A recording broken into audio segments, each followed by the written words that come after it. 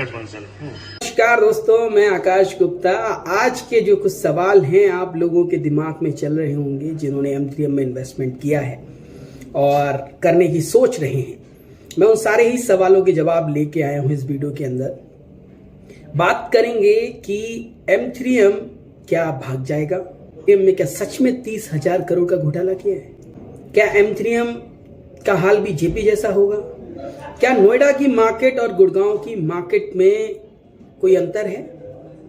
हम समझेंगे आज रेरा आने के बाद में आप कितने सिक्योर हैं और गुड़गांव के अंदर आने वाले टाइम में क्या ये तेजी बनी रहेगी, कौन सी ऐसी लोकेशंस होगी जहां पर आने वाले टाइम में फंडामेंटल तेजी है, वो सब कुछ हम डिस्कस करने वाले हैं इस वीडियो के अंदर। तो अंत तक बने रहें।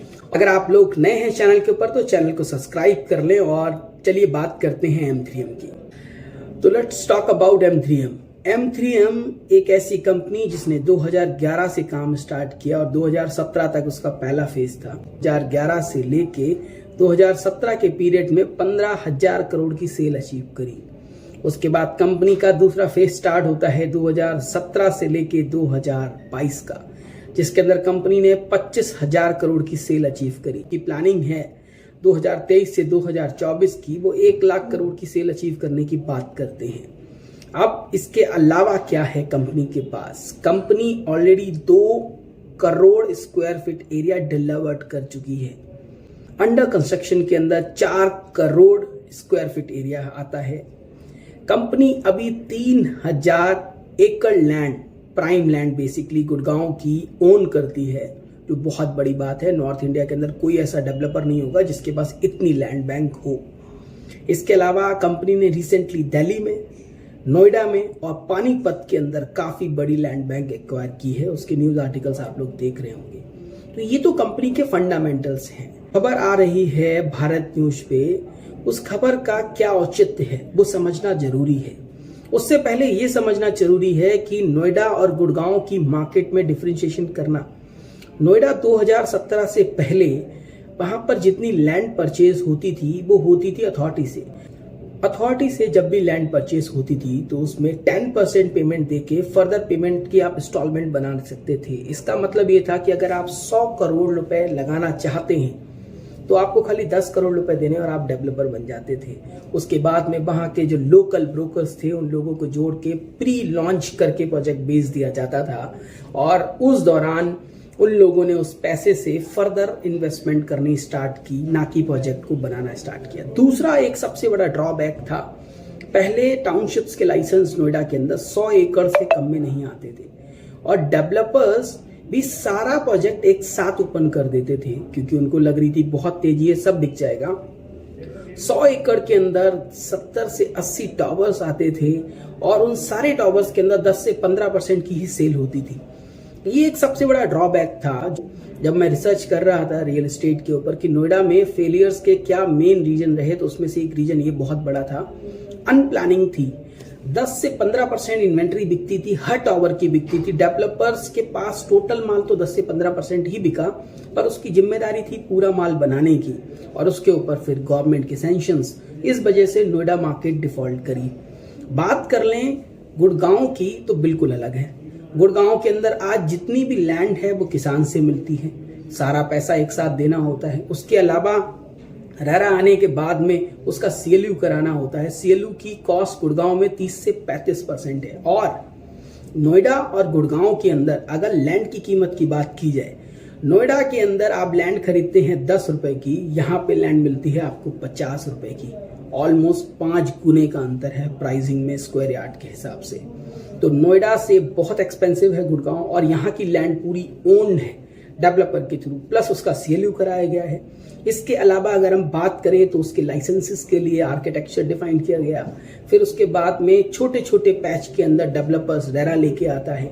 आप देखेंगे गुड़गांव के अंदर डेवलपर्स 50 एकड़ का प्रोजेक्ट होता है तो 10 एकड़, 15 एकड़, 20 एकड़ के अंदर प्रोजेक्ट लेके आता है, उसका रेरा लाता है, सारी कॉस्टिंग पे करता है। उसके बाद में आप लोग पेमेंट देते हो एस्क्रो अकाउंट के अंदर, तो आप सिक्योर हो। रेरा के हिसाब से आप जो पैसा दे रहे हो उसका 70% पैसा डेवलपर्स उस पर्टिकुलर प्रोजेक्ट को बनाने में ही लगाने वाला है, तो आप लोग सिक्योर हो एक तरीके से।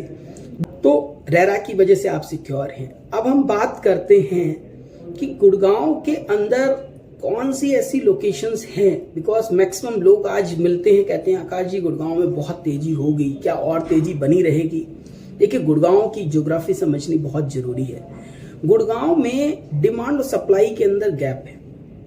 आज डिमांड तो है बिकॉज कई IT companies Gurgaon he prefer करती हैं, प्लस कनेक्टिविटी की बात की जाए तो इंफ्रास्ट्रक्चर पे बहुत सॉलिड काम हुआ है गुड़गांव के अंदर। एक्सप्रेसवे की बात हो गई और सीपीआर लोकेशन पे जिस तरीके से काम चल रहा है, एक्सटेंशन रोड के ऊपर जिस तरीके से काम चल रहा है, तो यहाँ पर कनेक्टिविटी बहुत अच्छी हो रही है। दूसरा, यहाँ पर लैंड पार्सल्स तो है ही नहीं अवेलेबल।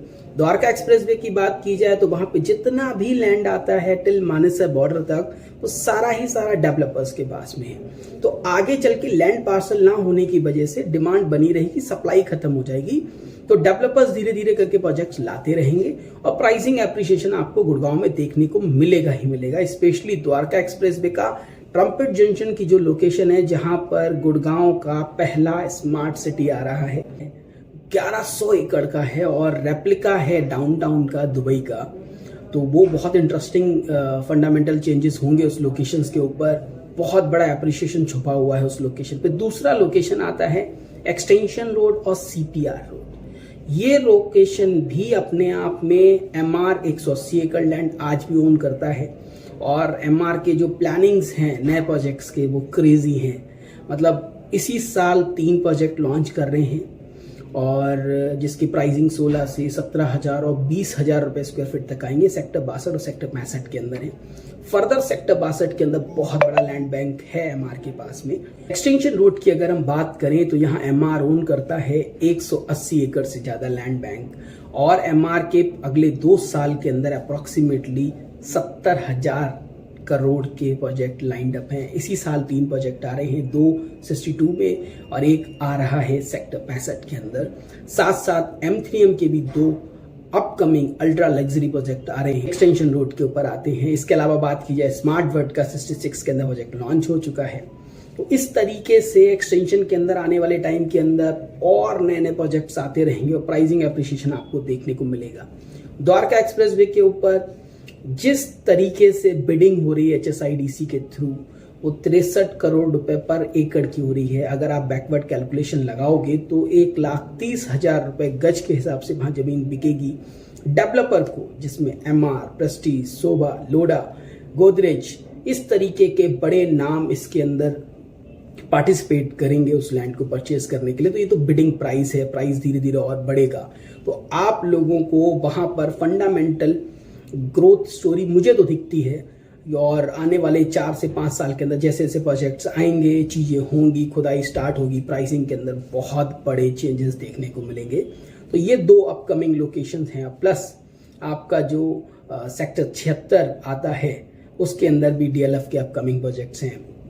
प्लस अगर मैं बात करूं वहां पर व्हाइटलैंड भी बहुत सॉलिड तरीके से निकल के आया है, ऑलमोस्ट 90% उनके प्रोजेक्ट सोल्ड आउट हैं। तो ये वो लोकेशंस हैं जहां पर आप पैसा लगा सकते हैं निश्चिंत होके।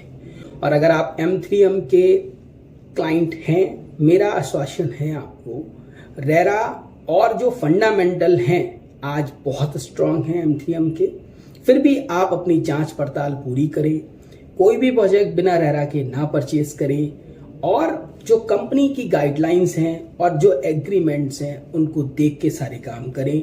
बाकी नीचे दिए गए नंबर पे आप लोग कांटेक्ट कर सकते हैं। मिलते हैं अगले वीडियो के अंदर और चैनल को सब्सक्राइब करना ना भूलिएगा। बाय, टेक केयर, जय हिंद।